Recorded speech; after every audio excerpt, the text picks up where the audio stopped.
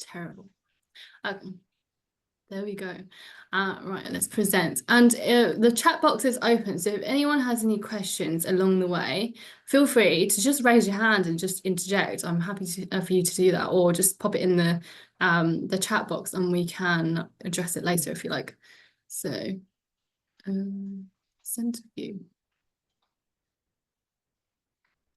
No, that's not what I wanted. Okay. Does everybody see my screen on the other side? It should be give me thumbs ups. All good? Yeah, cool. Amazing. Hi, Lisa. Thanks for joining. Just getting started. So yeah, if anyone hasn't got their camera on, feel free to do so. If you want to stay hidden, that is totally fine as well. We all love a Zoom call where we are not not in business formal, so it's all good. Hi, Lap. Long time no see. Don't know if you can. Never mind, I'll say hi later. Okay, hi everybody. Welcome to the power of blood testing. This is like one of my favorite topics because if any of you followed me for a while, you'll know that I'm a big fan of blood testing, and anyone who's a client right now will tell you that I love bloods. I love looking at data. So it's usually the first place I go to when it comes to working with any of my clients, because I love data, and it really helps us guide a client's journey with their health, and really to understand where they are right now, where we need to go. And it's just the easiest type of test that you can get access to in the world. So just before we get started, I'm just going to do a bit of housekeeping about me. If you haven't followed me for a long time, or maybe some of you have followed me for like years and I don't even know, which is really nice. Please do send me a message on my DMs if you want to chat, because my DMs are always open. So me, gosh, it's been a while. I've been a nutritional therapist for a couple of years, but I've been training to be one since 2014, I believe. And what made me go into nutritional therapy was really my journey with IBS. So I got IBS when I was about 21, because I had a bunch of antibiotics following a gum infection, which led me to have a root canal. That gum infection debilitated me for 2 weeks. I was in bed for 2 weeks and I could not do anything else because it was so painful. But I did have to take 2 weeks worth of antibiotics in order to get rid of it. And as a result, I got really bad gut issues afterwards. And that wasn't the only thing, because in my childhood, I actually had quite a few rounds of antibiotics because antibiotics was something that we just basically gave out like sweets.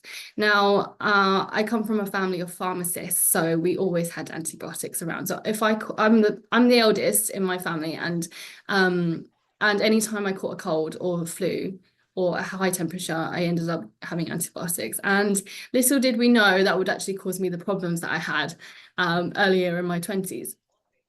So now IBS doesn't really impact me that much. So if anyone doesn't know, IBS is irritable bowel syndrome. So you get a lot of bloating, you get a lot of, you might get constipation. I didn't, I got loose bowels and diarrhea. I would be reacting to all sorts of foods. Like it got to the point where I definitely could not eat bread or gluten. Dairy is still a tricky one. I still can't eat that much dairy at the moment, but I'm Asian, so go figure. We struggle with lactose at the best of times. And that was really difficult, but it got to the point where I couldn't eat eggs. Something so fundamental to good nutrition as eggs was a problem for me. It would make me feel so tired and fatigued, and yeah, it was like having the flu every time I ate an egg, which was not good. I would be very reactive. I'd be running to the toilet after certain triggers, and it was very disruptive to my lifestyle. I was also going through a very stressful time. But in the last 10 years, I've also struggled with things like anemia, B12 deficiency, anxiety, insomnia, Raynaud's syndrome. You can see my hand in the middle here. My hands, my fingers would go numb from either the cold or stressful situations, and that's called Raynaud's syndrome. And I had that since I was about 15 years old. And that picture was only 4 years ago in 2020, I realized. And since I think maybe 2021, I've not had any Raynaud's syndrome symptoms at all since, because I solved that by looking into my blood testing, looking into my genetics and things like that. So yeah, lots and lots of things that I've had to deal with and learn on the way. And most of my health issues weren't solved when I was studying. It was solved when I had been in clinic and worked with clients for a couple of years to truly understand the human body. So yeah, if anyone has any symptoms that are similar, do let me know. I'll definitely cover that. So my training has taken me to all sorts of places, but my big passions are female health, gut health, mental health as well. And also I do nutrigenomics and DNA testing. So yeah, I think someone's microphone is on, so I'm gonna mute you. How do I do that? Lab, can you hear me?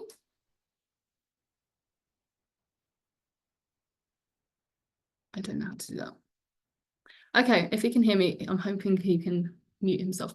Okay, so yeah, that's me in a nutshell. And at the moment, I work online. I don't do anything in person anymore, unless you happen to catch me at an event or in Bali. So because I'm a bit of I love traveling, and I currently live in Bali with my partner, and we have done for just over a year now, permanently. But I often come back to the UK. I sometimes travel to Hong Kong, even Singapore, to work with brands, work with other people, see my friends and family. So yeah, that's me in a nutshell. But why blood testing? I just quickly, briefly touched on this, and yeah, it's the whole. This is the reason why I decided to make a whole webinar on it, because I think it's the most fundamental part of starting a health journey. It is the most accessible medium for testing that's possible, is available in the world. You do blood testing in any country, and you know, I do other testing like genetics and DNA and microbiome testing, but it's not all that available. You can't always just order it immediately. Blood testing you can, and luckily in the UK we're very lucky, because we have a company called Medichecks, which I work with a lot, to order blood testing without having to go to the GP. In America, Lakin has used before. We have Function Health, we have Rupa Health, we have loads of different platforms that are now giving us access to bloods, because I believe it's important for everybody to be entitled to your own health data. Have you ever been to your doctor? Actually, I'll show you that after. Been to the doctor and asked for your blood test, and they've only given you a small amount of blood tests. Yeah, I have as well. It's often like you have to really, really push your doctor to run more blood tests to help you understand your health better. But you have to really ask, and you have to have an understanding of what these tests do. Otherwise, they're just going to run the very bare minimum. And I see that all the time. I've got some messages that I had from my clients, and this is the trouble that we've had with working with, especially in the UK, where all of our health service mainly is public. So the NHS, if anyone knows, struggles with funding. There's not very much funding available, and as a result, a lot of patients get very minimal support in many areas. I think one of my friends slash previous client is in here, and she is actually a GP, and she also struggled to get her own blood test done. If a GP is going to struggle with her own blood test, think about how much we're going to struggle as patients, right? So a lot of my clients struggle with getting blood tests run. They struggle with getting their data sent to them. You know, we often have to ask them many, many times to send data that we're entitled to. it's our own bodies. We should be able to access that whenever we can. I was following this influencer called Deja Shu on Instagram yesterday, and she, not related to blood tests, but she had she had a copper coil, which is for contraception, and it actually became dislodged in her uterus. And it was causing her intense pain and has done for several months. But she struggled, really, really struggled to get an appointment with her GP. She struggled so much to get a referral to a gynecologist to get this simple coil taken out of her uterus, which is causing her intense pain. She even went to A&E, but they wasn't able to take it out. I just think it's just so hard to get other people to be serious about your own health, because they're not in your body. I'm sure we've all experienced experience like other people dismissing our own symptoms because they haven't really they don't know what the seriousness of our health issues are. I know many of my clients who, some of them are in this webinar right now, have experienced that and had a lot of difficulty with other health practitioners. So yeah, I want to empower you at the end of the day, at the end of this webinar, really to take control of your health. You have to be your own advocate, because unfortunately no one else is, because they can't feel the symptoms you feel. And you can take control because there are things like blood testing available. You don't have to rely on the primary care service or, the standard orthodox medical system to look after you in the full 360 basis, because they can't. And they just won't. The resources are just not there. But just because the resources are not there from a public health service doesn't mean you can't access it yourself. Like, it costs money, of course, but at least you can get access if you want it. Okay. So today what I'm going to be showing you is truly what the common problems in blood tests I find that people tend to miss, actually. A lot of doctors, when in the UK especially, we only have 10 minutes with our GP. I don't know what it is in other countries, like in America or Singapore, in Australia. Well, how much time do you get with your GP? Let me know. It's often not very much at all. So I can't, if a client came to me and I only had 10 minutes to figure out what was wrong with them, I wouldn't be able to do that. Like, could you ever expect anybody to be able to decipher someone's health history in just 10 minutes? It's just absolutely impossible. So, our health service is really challenged there, and it's not their fault, it's the system, really. And with blood testing, it's difficult because they can only run a few markers. You can't really do a full panel. So on the left-hand side, for example, and I'm going to go into way more examples than this client had, a normal ferritin result. So ferritin is your stored iron levels. So iron, if you don't know, is a mineral or a metal that you have. It helps you carry blood around your body, oxygen around your body even, and nutrients as well, and helps you have the energy to do your day-to-day. But if you have low iron levels, deficiency of that will cause anemia, and then therefore low energy levels, shortness of breath, anxiety, and has a knock-on effect on your body. But if you can see here, this client had normal ferritin levels, and they only checked ferritin, so that's your stored iron. But here I ran the full panel for, actually these are two different clients, but they had the exact same result. I did for the serum iron, I did the binding capacity and the transferrin saturation to actually find that this client is borderline low. So whenever I look at bloods, the reason why I do functional blood chemistry is because often you can spot problems a lot sooner than they appear in conventional blood testing. So often, if you had a range when you go to your GP and they do a blood test for you, normal might be from 5 to 10, right? But even if you're at like 5.1, that's very much on the bottom end of normal, and you're basically, it's basically abnormal.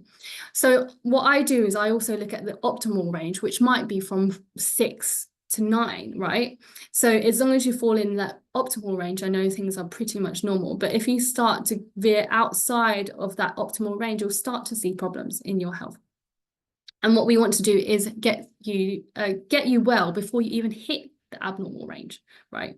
Because if you get to the abnormal range and outside of those reference ranges, that's probably a bit too far down the line, because as you'll see later, we've got symptoms of, we've got people who have iron deficiency, late stage iron deficiency, which is going to affect the body in such a bad way.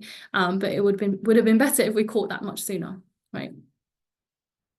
And before I get on to the rest of the webinar, I just wanted to mention that I do have a new program coming out, and I wanted to launch that because I will forget if I don't mention it now. And it is a much more accessible program whereby my client, if you want to look into your health and dive in to why you have certain symptoms, this is a really good opportunity, because usually I do work with my clients on a longer basis, so month to month, for 6 months, for instance. But this is a really good opportunity for you to just do 1 month with me, have your current blood test analyzed by me, or you can have a blood test done if you're based in the UK. So I offer a blood test option if you're in the UK, but it's not available to anyone outside. But feel free to do your own bloods, send it to me, and I'll analyze it for you and put together a nutrition and supplementation program for you. So I will get into that in a bit more detail later. But inflammation, the reason why I do blood testing, the reason why we have health problems is something that it's all of these symptoms that we have are signs of inflammation. Does anyone know what that means? Inflammation.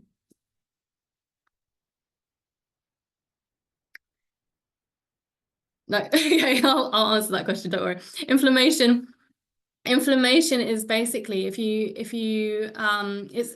it's basically a normal chemical reaction that happens in the body. So if you cut your hand, for instance, and it went red, and and it starts itching, it starts feeling painful, that's inflammation. You can see that. But inflammation comes in the form of many other chemical processes that you don't actually see. You can get things like joint pain or muscle pain, headaches, migraines, even a acid reflux, even pain in your guts if you've eaten something bad. That's all inflammation. And to an extent, inflammation is good because it helps protect us, helps patch things up, heal scars or wounds even, or it helps you kill bacteria or viruses when you get infected, maybe with a cold or a flu. So, inflammation is important, but too much of it causes a lot of problems. So I like to use the analogy of a fireplace, right? And it's a nice Christmas fireplace. And having a fire is nice and warm, it's nice and cozy if it's controlled, right? But if that fire starts to catch on to maybe one of the stockings, then that causes a massive problem, and that can set your house on fire eventually. And you want to make sure that fire is contained. You don't want too much inflammation. So when you start to see problems like skin problems, like eczema, rashes, the headaches, and all of these, then you need to work on it. You need to identify what these are, because you can overcome that. I just had a consultation before this webinar with a client, and honestly, she's a miracle client. And since the age of 11, she is now 24. Since the age of 11, she had daily migraines every single day. Can you imagine having daily migraines and how debilitating that would be? She has the longest list of health problems, including fibromyalgia, where your whole body hurts. She's chronically fatigued. She had PCOS. She has anxiety, depression, bipolar, ADHD. There's so many health problems. And actually, when we moved her out of her home that she was living in with her mum, moved her into a new place, we actually found that she had mold toxicity, and she went from having daily migraines to having a migraine every 2 weeks, and now she doesn't have a migraine at all unless she's eaten really badly or she's really dehydrated. So over, I think it was 11 years, 12 years of her life was basically ruined by mold toxicity, and we wouldn't have found that unless we did some blood testing and did some mold testing as well. So, you know, there's always something that we can do. Oh yeah, and there's also symptoms that might not be obvious. So inflammation could come in different forms, like brain fog. Does anyone experience brain fog here? Let me know. Or hair loss even, or just like dry skin, maybe spots and acne, feeling anxious, depressed. You know, all of these symptoms are sources, or actually symptoms of inflammation. Anemia, that is so much more common than people think. Okay, I can see some brain fog here. Yeah, so brain fog is not normal, but it's so common, and that can come from your gut. Actually, that can come from gut inflammation. It can come from having you being anemic or nutrient deficient. There's so many reasons why. Sometimes even having a chronic infection, say for example from candida, or like a yeast or mold or a virus, maybe even COVID, or maybe even like a virus that you might have got when you were a child, that would cause brain fog. I had a client that had herpes herpes, oh God, I can't remember how the what the word is, but it's HHV6, which is an infection that she got when she was a baby, and she's now 23, I think. And last year, when it was December, she got COVID, and COVID actually reactivated that infection that she got when she was a baby, and that caused chronic fatigue syndrome, and she had the worst brain fog. So once we got that virus in to go away, then her brain fog started to clear. So yeah, please let me know. I've got some brain fog in here. Any other symptoms that you guys have been experiencing? I'd love to know so that I can make this as relatable as possible. Any anemia, hair loss? Okay, cool. Cold hands and feet. My hands are cold at the moment. It's very cold, but sorry. I Did you said say my hair loss is back. So hair loss. Okay, yeah. So hair loss is really common. Ali is also experiencing hair loss. Yeah, so these are very interesting symptoms that are very similar to deficiencies like iron deficiency or B12. So we'll look at that in a lot of detail. I think on my poll on Instagram, I did ask, and a lot of people are having like more colds and flus lately. So, okay, so let's do that. And extreme fatigue. Okay, so that's a good one as well. So this one, first slide. The reason why I do comprehensive plus blood testing is because things get missed so easy. So my mum is going for a blood test on Monday with her GP, and she's had poor blood sugar control, and she doesn't eat badly, mind you, but diabetes runs in our family. And the GP sent her off for a HbA1c, which is basically, it shows your ability to control your blood sugar over the course of 3 to 4 months, right? So it's kind of like seeing how many of your blood cells have caramelized, if you like. But yeah, she was sent for only this marker, the HbA1c. So if you don't know, like blood sugar, if anyone doesn't know, you need sugar to help you make energy, but too much of it causes inflammation. Sugar is very inflammatory and causes micro damage to your blood vessels. Hence why people with diabetes, if anyone has any diabetic family members, or if you experience it yourself, like the really, really bad cases of diabetes would potentially cause like blindness, or I mean even to lose a limb, because there's so much damage in your blood in the blood vessels. So you want to catch that early. But long story short, my mum is going for a blood test next week, but the doctor only asked for an HbA1c. Now, this example, this client actually has a really spot on optimal HbA1c level. So if they're only testing for this marker, they'll totally miss all of the other things. So let's see at the top, her fasting blood sugar level, so glucose, is high.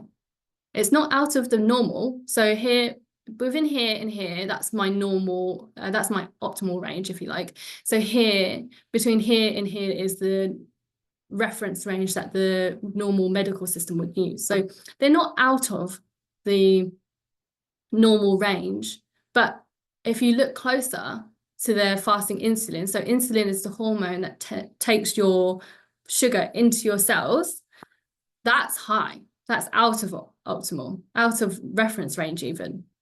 So if my mum goes to get her blood test and only gets a HbA1c and that's normal, completely optimal, spot on in the middle, bang in the middle, but she's not getting her fasting glucose or her fasting insulin, how can we know that there's a problem, right?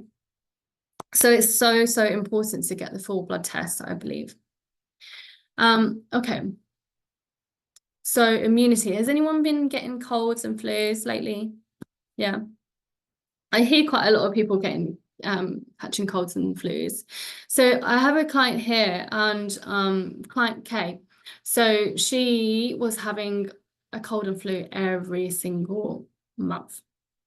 So she lives in Hong Kong, and she had been suffering from this for a while, actually over a year. And having a cold and flu every month is quite debilitating because you need to get on with your day, but it's incredibly impaired if you have to deal with like a cold and flu all the time. And she was also getting recurrent mouth ulcers. She was getting about 9 mouth ulcers in her mouth every single month. And honestly, that was to do with like a lot of stress as well. But when we ran a blood test, we saw her vitamin D levels were on the floor, like they were 60. Yeah. So yeah, of course she's going to struggle with her immunity because she's yeah, you need vitamin D. It's the sunshine vitamin. You make it, I mean, we don't get very much here in the UK, do we? But you know, it's the sunshine stimulates your skin to convert your cholesterol to your vitamin D. So it's really important to get outside as much as can. But we spend all our time indoors, even in hot countries like Singapore, for instance. A lot of people are afraid of the sun. They use SPF to the nth degree. You know, we use, cover ourselves with hats and sunglasses and everything. And we've become so obsessed with like shading from the sun. Especially in Asian countries. I'm always being told that I'm too dark, apparently, from my parents or my mother. In Asian cultures, it's deemed undesirable to have darker skin, but let me tell you that having access to sunshine and tanning is not a bad thing. I think it's really important to get sun exposure. So yeah, this client, her vitamin D levels were on the floor, which was not good. But also her vitamin B12 and folate were very high, but that indicated that she was struggling to use her nutrients, and that would have a negative impact on her immune function. So yeah, she had methylation issues, and we are looking into that actually. But I did a bit more digging, and because she was getting so many mouth ulcers, and if you imagine if you've got bacteria in your mouth and you're swallowing that, and that goes to your stomach and small intestine, and most of your immune system is actually based in your intestines, about 75% in fact. So when we did her microbiome testing, and next week actually on Wednesday I'm doing an oral microbiome or microbiome testing webinar in general, so please do let me know if you want to join that too. So we found high levels of these 2 types of bacteria, and that was what's causing her, recurrent mouth ulcers. And they're painful. I only ever get one mouth ulcer at a time. I don't know if you've ever experienced that, but 9 at a time. Like, she couldn't eat. It was painful to eat, So yeah, when we pair blood testing with other types of testing like microbiome testing and to look at bacteria, it can be really, really powerful. So yeah, she was having these bacteria, but where does the bacteria come from? We have to understand that, like what feeds bacteria. So when I looked at her blood sugar balance, yeah, I can see that there's blood sugar imbalance here.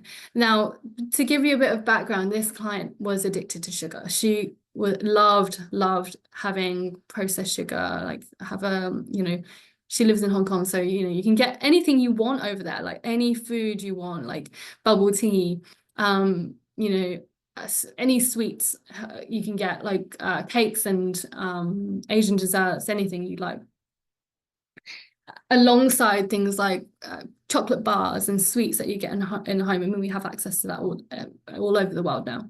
And if you look at her blood test here, her blood sugar balance over the course of 3 to 4 months through her HbA1c was only just above optimal. So that wouldn't have been picked up by her doctor.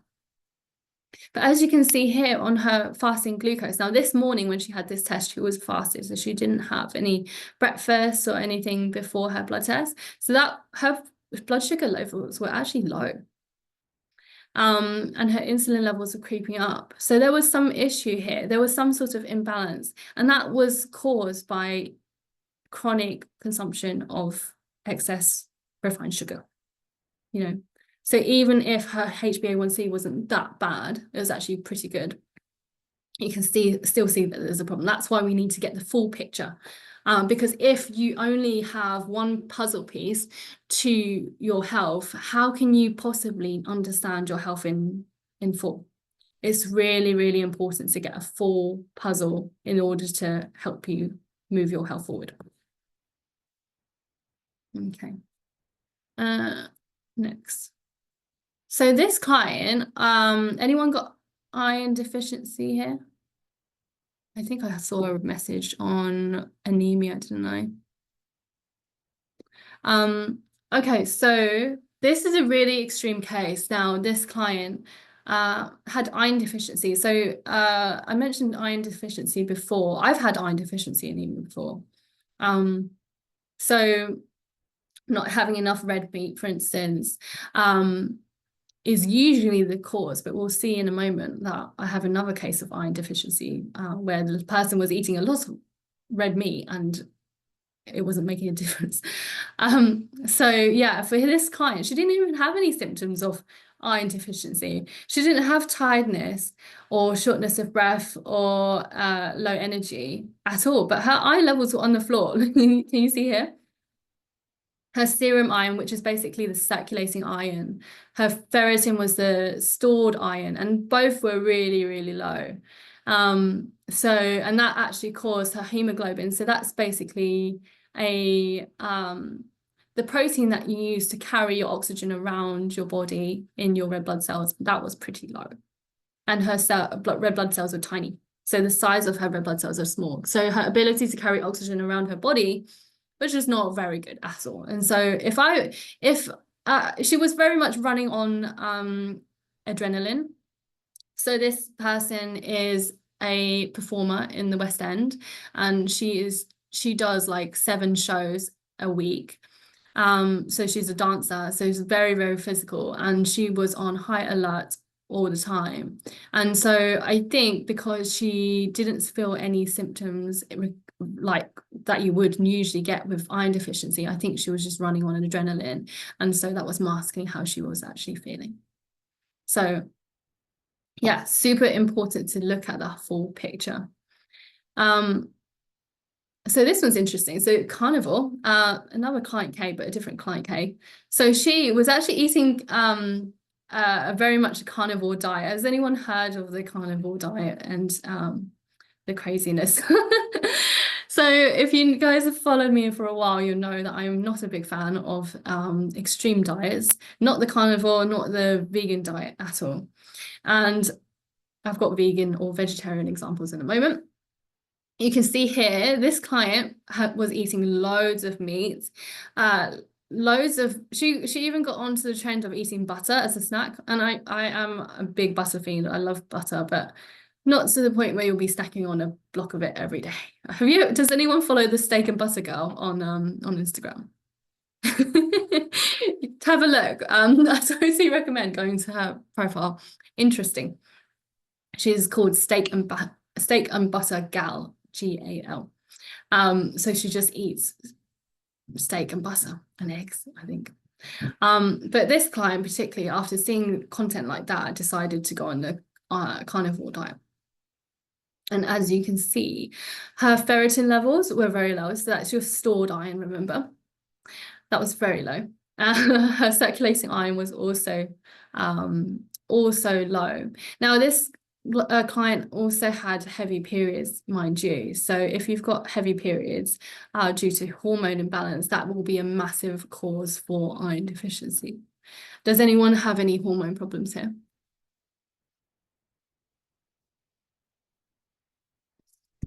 Okay, no worries. I had heavy periods for a very, very long time. Even though I didn't really suffer from many other issues like PMS, mood swings and things like that, my periods had always been very heavy. So iron deficiency was a massive thing for me. For this client here, you can see that her hemoglobin levels are starting to go down. But if you were looking at this from a conventional medical perspective, because the reference ranges are from here to here, this would have been a totally normal picture to a normal practitioner. But you can see that her concentration of her hemoglobin in each cell was pretty low. So yeah, not all carnivores will have higher levels of iron. And actually, that was probably because she wasn't eating you do need vitamin C, for instance, vitamin C, folate, and things like that come mainly from plants to help you process the iron. Why does low iron equate to heavier periods? It's a chicken or the egg situation. It's quite funny, actually, because upon supplementation with iron, some people get lighter periods. That's a paradox I don't understand. But, most people generally have heavier periods because perhaps their estrogen levels are higher than their progesterone, and that causes more bleeding. So that would lead to low iron. But iron is used in biochemical reactions that support your hormones. So if you do supplement with iron, which is not always recommended, that can support your hormone balance and therefore positively impact your bleeds. So interestingly, next one, I've got client N is a man, and he was a vegetarian and had been for about 7 years because his partner on the next slide was vegetarian. So he was okay, but it was feeling really low in energy, and he actually came up with B12 deficiency. He didn't have a good level of B12 at all, and his folate levels were really low. So B12 you get from like red meat, from eggs, chicken, fish, and all of that. You can't actually get it properly. You can't get it from plants, actually.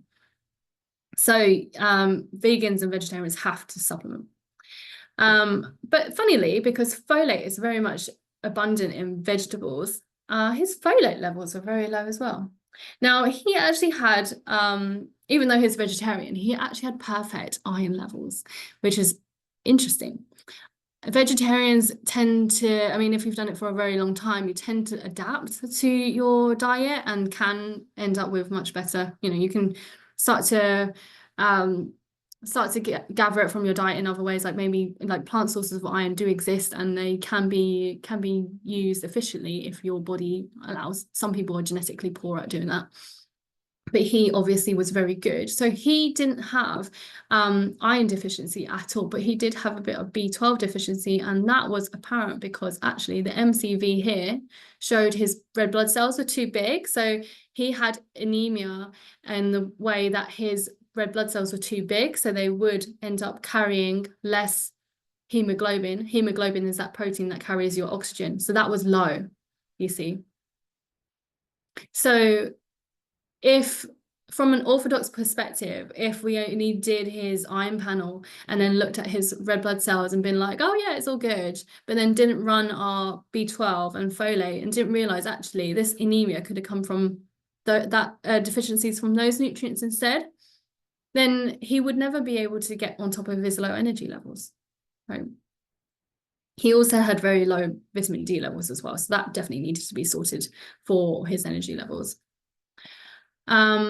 His partner had been vegetarian since she was 4 years old. And she had perfect iron levels as well. And she was doing a lot better than he was, but because her body had adapted over so many years, and she didn't really have any anemia, actually. Her red blood cells were a bit high, but everything else was fine. Vitamin D levels could have been improved, actually. Folate was a bit low, considering that she eats plenty of greens. So yeah, that could have been much better, but her vitamin B12 levels were just below optimal. So that's actually pretty good considering that she was vegetarian for such a long time. So, but they both had very, very, very low omega-3 levels when I checked their omega-3s. So omega-3s are a fatty acid that you get in fish. You can get some in eggs as well, and you need it for your brain, for brain health, and you cannot make it yourself. So some nutrients in this world we can make by ourselves, but a lot of the ones like omega-3 we can't. So we have to get it from our diet, and they had omega-3 levels that were on the floor. So I was like, okay, you guys need an omega fish oil. If you're not willing to eat fish, you need to take a supplement for sure. So that was that. So this client had anemia from not having enough vegetables. So this is why we can't do the carnivore diet, guys. So if anyone is, I don't believe in having the carnivore diet. I don't believe in the vegan diet because there's so many fundamental nutrients in all of these types of foods. If we are only eating meat and not having any folate-rich foods to help you do all the other biochemical reactions, then you're going to struggle. So this person had perfect iron levels as well, but her folate levels, because she wasn't eating enough greens, were really low, and therefore her red blood cells were really low. Her hemoglobin was very low, and the size of her red blood cells were big. So that tells us it was the folate causing her deficiency or her anemia, basically.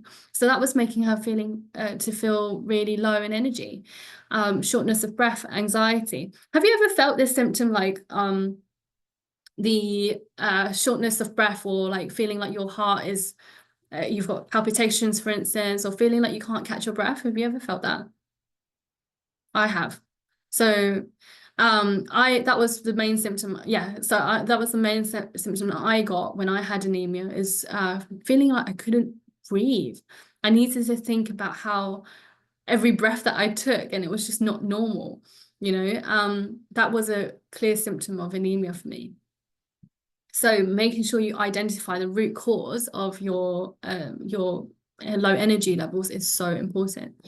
So for this client, it was low folate. So we added a supplement including folate to help her increase those levels. And now actually her blood test results are pretty spot on. I don't think I've added them in, but they were pretty spot on.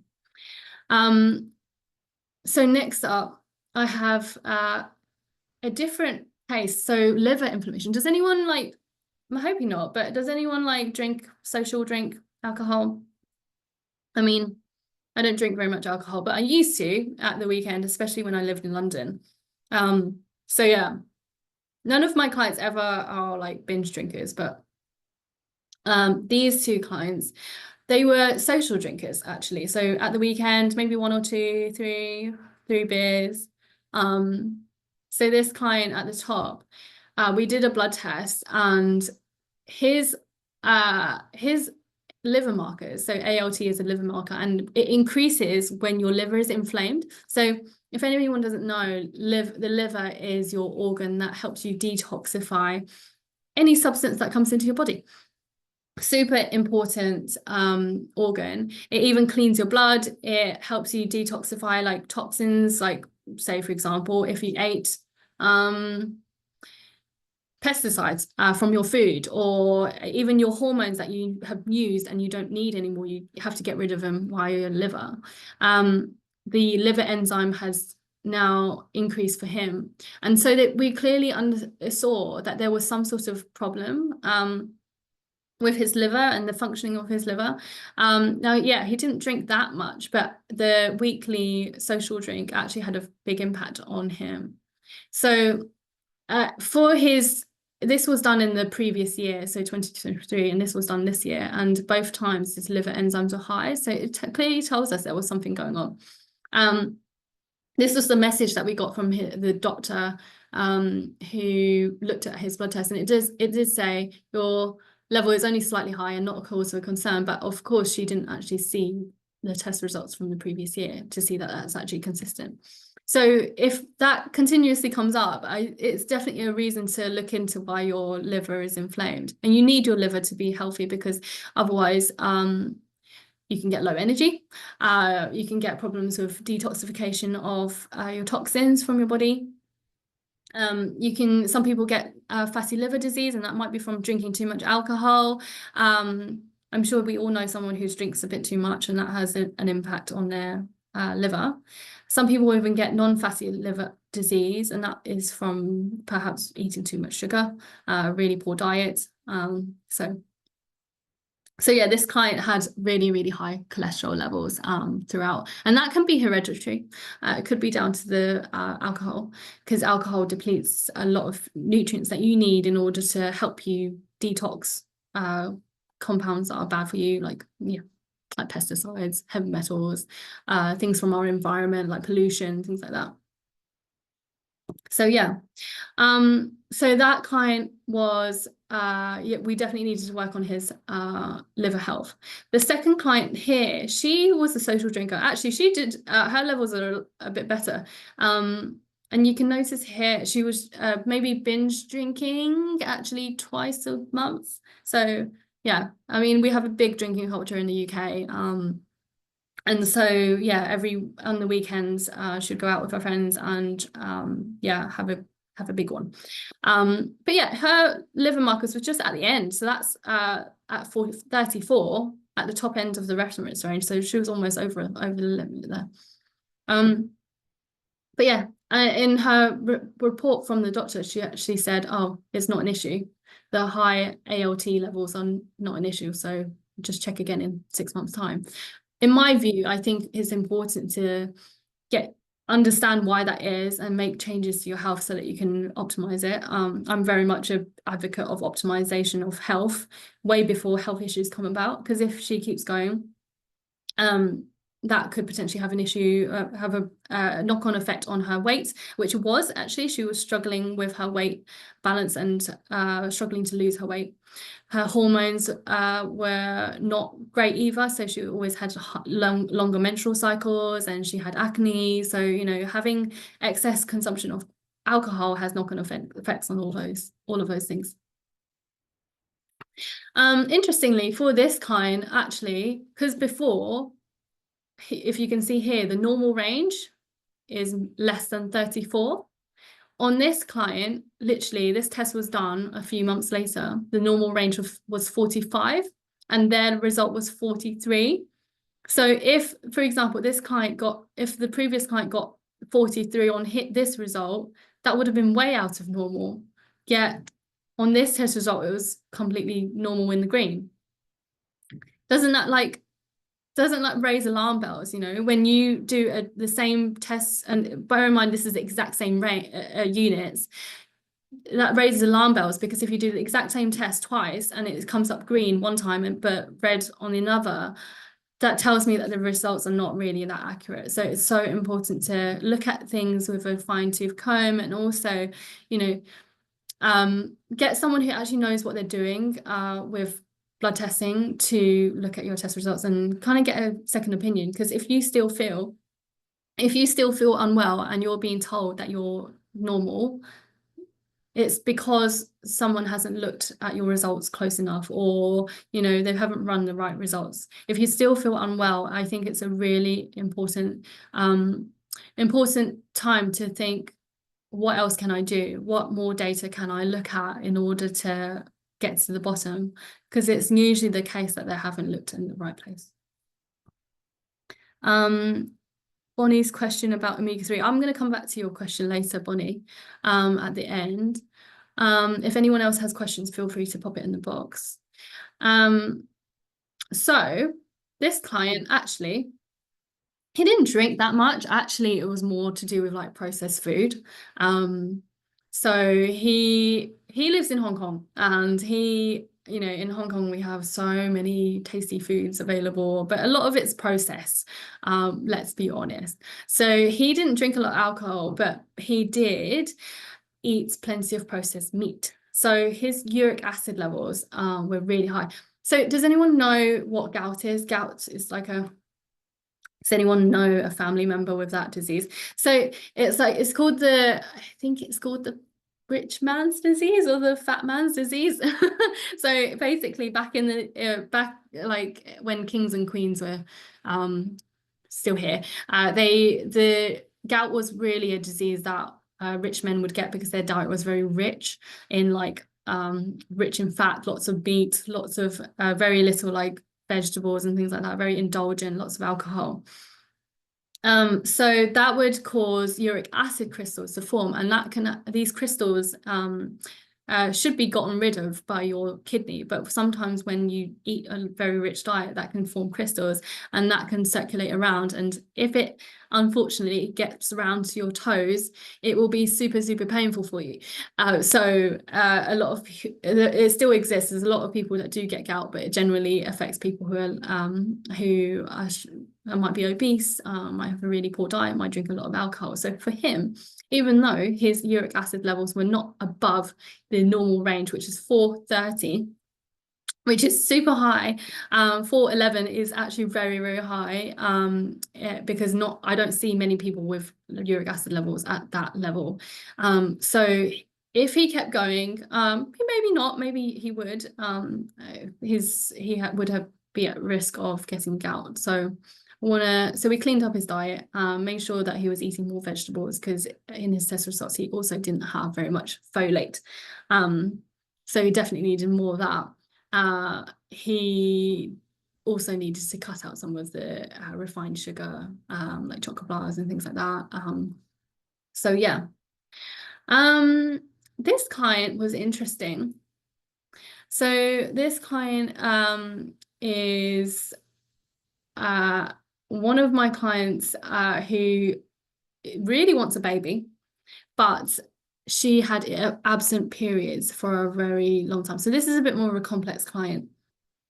She's not really had a period for naturally for a while. I mean, we did achieve 2 natural periods this year, but for years she didn't have a natural period. And we're mostly women in this group, and if you are someone who wants to have a baby at some point, this is quite an emotional thing.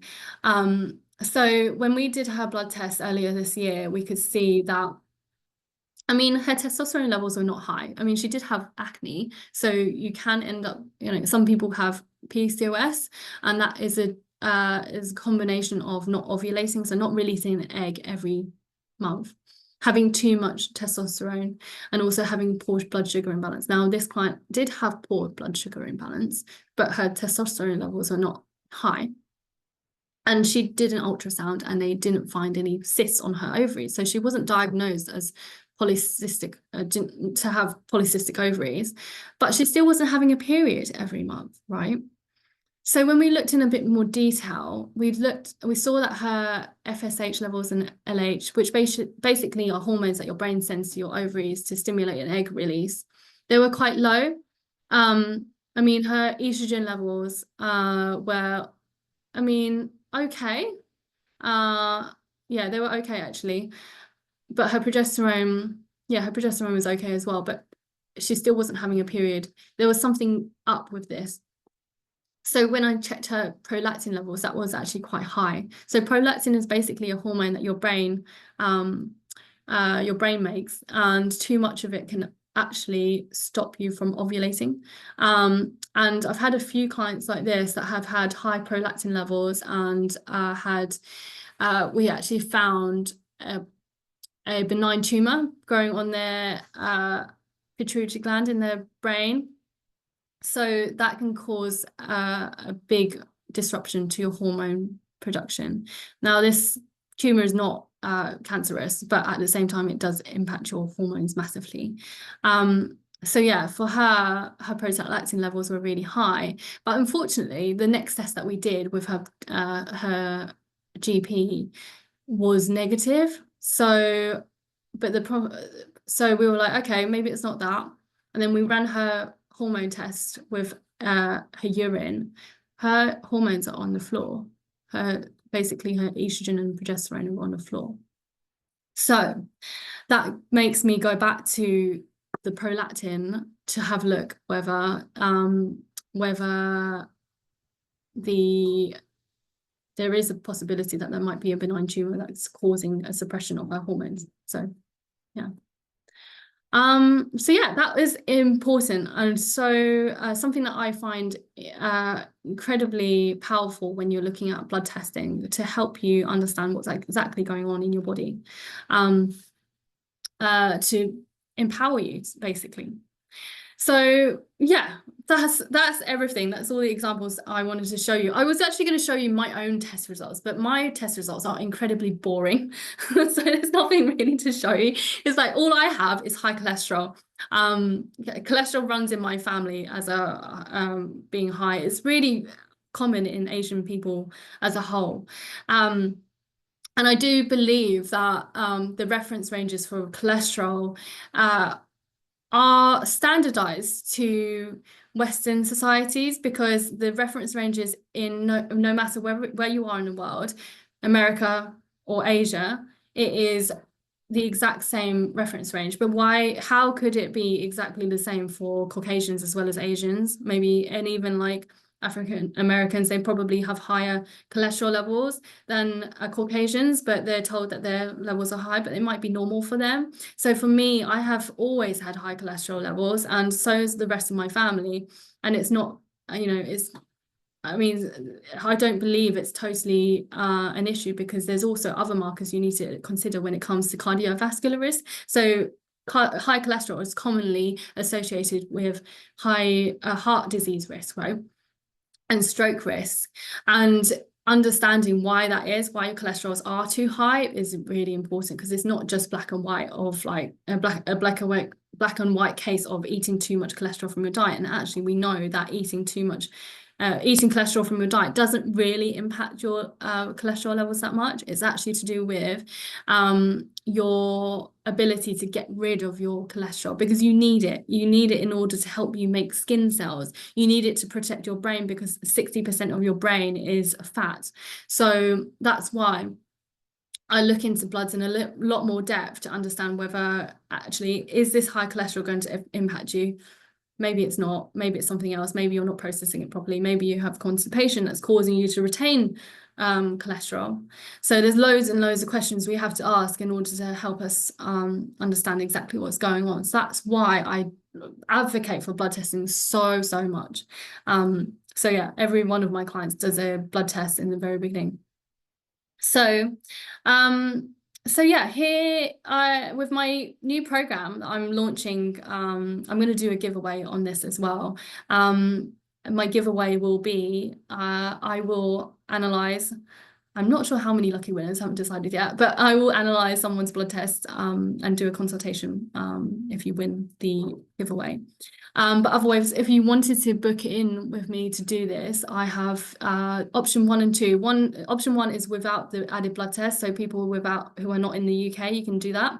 And you can send me your existing blood test, or I'll tell you what blood tests to get, and you can go away and do that, and I'll analyze it for you.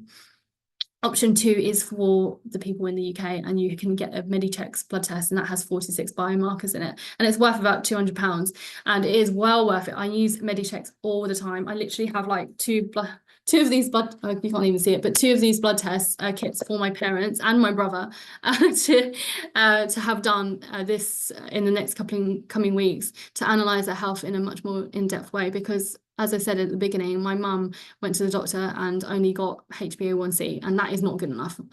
For a lady in her 60s who is at risk of pre-diabetes, that is simply not good enough. So I always take matters into my own hands and get the blood test done myself. So yeah, that is available, and I have 10% off for you guys if you want it.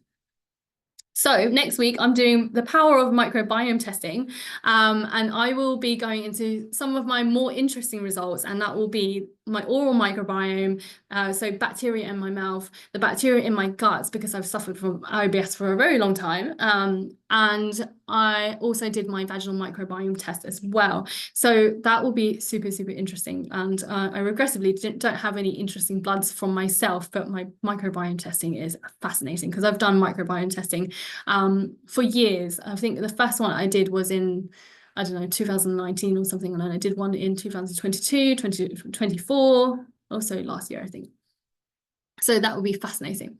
So that will be next week. Let me know if you want to sign up. Just message me on Instagram or email me. Okay, I'm going to dive into some questions. Oh, yes, questions. Okay. So firstly for Bonnie, thank you, by the way, everybody, for listening to me for an hour. I hope you enjoyed that. If you have any specific questions to yourself, please do pop it in, or just raise your hand and ask me. So Bonnie, with the omega-3 supplements, how do you differentiate between a good and good quality supplement and a bad one? So yeah, good question. So omega-3 supplements are like everywhere. And it really comes down to the source. You have to really choose a brand that sources their fish from a good place. So, for example, Seven Seas. Does anyone know that brand? It's bad. It is stocked in all of the supermarkets, wherever, and they are just not that great. The quality of fish that they use is terrible. So you really, really want to choose a brand such as like Nordic Naturals or Wiley's Finest, and their fish is sourced from sustainable sources, firstly, for eco-friendly reasons. Secondly, a non-heavy metal, well, heavy metal tested source as well, because we know in our oceans they're very polluted, so there is risk of heavy metal contamination in our fish, especially the ones that are used for fish supplements. So I would always go for something like Nordic Naturals or Wiley's Finest to get a good quality omega-3 supplement. And I would always go for about 2,000 milligrams of omega-3s in a supplement. Usually you have to take 2 capsules, but generally that should give you plenty of EPA and DHA, which is the type of omega-3 you should get. I hope that answered your question, Bonnie. Okay. Second question, Stephanie, is it better to be optimal across all ranges or versus any above optimal? Good question. It is important to be better across all ranges. No, you need to be within the optimal window. So if you're if you're out of like above optimal, so too high, that can also be a problem. So you kind of want to make sure everything is in the optimal, but it's not always possible to get everything optimal, but it's really important to just have like an understanding of the context as well.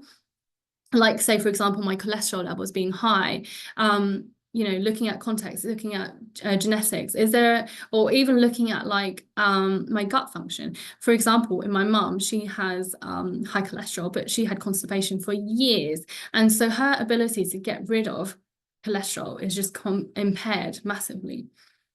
So actually, she's been put on medication, which I don't completely agree with because I think it's causing more problems.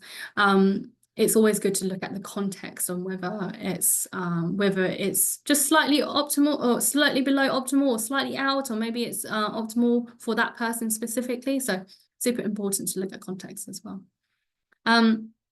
Second question from Stephanie, does most mouth bacteria get killed by stomach acid? In which case, how would this affect the gut? Interesting question. So yeah, so of course we've got lots of bacteria in our mouth and we are swallowing it when we eat our food, or when in normal basis anyway. If you have a very strong stomach and you produce plenty of stomach acid, your ability to kill that bacteria is much better than someone with a poor gut function, such as myself in the past. I used to catch all the colds, and I would get all the food poisoning. So if anyone else ate the same food as me and they had an iron stomach and could stomach it, they wouldn't get sick, but I would. So it's really dependent on how strong your stomach acid levels are, and if you don't have enough stomach acid, maybe due to stress or nutrient deficiencies, then your ability to kill that bacteria can be much poorer, and that increases your risk of getting gut issues like IBS, bloating, constipation, diarrhea, and all of that. So I hope that answers your question. We will be doing way more on microbiome soon. And I'll answer your Kickstarter question. Oh yes, if you want to do the Kickstarter, you can get your blood test from your GP. I've always tried so hard to get the GP to run the full blood test, but it's so hard to do everything. So they will do as much as they can, and bless them, it's not like they can't try. They're not trying. They're often they often don't have the resources or the funding to do so. But yeah, it is really hard to get the full picture. We can do a few blood tests through them, but I personally prefer to do it private because we can just see the full picture, because it's just hard to do the full job without all the data. But yeah, if you want to go through your GP, let me know, and I'll send you a list to get them to do. Thank you, Lakin. Going back to blood sugar, are A1C and EAG the same unit? No, it's not actually. So this is a bit of a complicated question. I might answer that on WhatsApp with you, Lakin, later, because I think this will be a bit more complicated. Yeah, A1C and AEG are not the same. No, that's a different ratio. Okay. And then, yeah, I think that's everything. Does anyone else have any questions for me at all?